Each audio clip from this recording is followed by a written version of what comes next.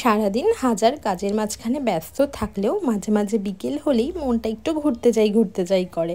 প্রত্যেক দিনই অল্প বিস্তর বৃষ্টি হলেও বিকেলের পর আকাশটা নিজেকে এত সুন্দর রঙে রাঙিয়ে তোলে, দেখতে অসম্ভব ভালো লাগে। আর ঘুরতে বেরিয়ে চোখের সামনে ফুচকার দোকান দেখলে লোভটা কি সামলানো যায় বলো? তাই জন্যই তো প্রথমে একটু ফুচকা খেয়ে নিয়েছিলাম, আর তারপরে খেয়েছিলাম দই বড়া। দই বড়া খেতে আমার অসম্ভব ভালো লাগে।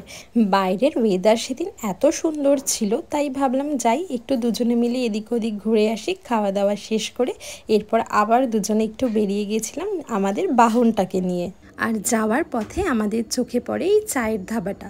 এটা কিন্তু একদম নতুন ওপেন হয়েছে। ভেতরের অ্যাম্বিয়েন্সটা ভীষণ রকম সুন্দর, চারপাশটা পুরো সবুজ দিয়ে ঘেরা। আর সবুজের কাছে তো আমার মন সবসময়তেই বাধা পড়ে, তাই ভাবলাম আজকে বিকেলের কিছুটা সময় এখানে বসেই কাটানো যাক। আর দেখো ভেতরে কত রকমের খাবার পাওয়া যায়।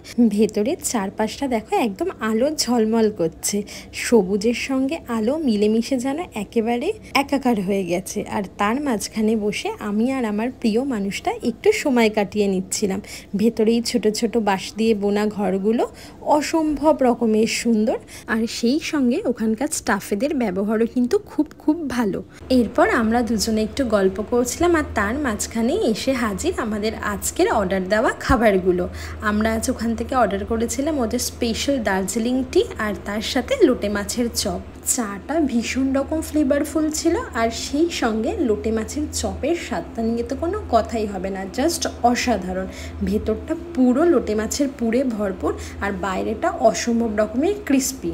প্রত্যেক দিনের ব্যস্ত জীবন, কাজবাজের চাপ, জীবনের নানা টানাপোড়েনের মধ্যে থেকে যখন আমরা প্রায় হাঁপিয়ে উঠি, তখন এই ছোটোখাটো বেরোনোগুলো মন ভালো করে দেওয়ার জন্য ম্যাজিকের মতো কাজ করে। আর আমার অপর প্রান্তে বসে থাকা মানুষটি কিন্তু সবসময় ক্যামেরার পেছনেই থাকতে পছন্দ করে, কিন্তু ওই যে আমিও নাছোড় বান্দা, তাকে ক্যামেরার সামনে ধরে তুলবই।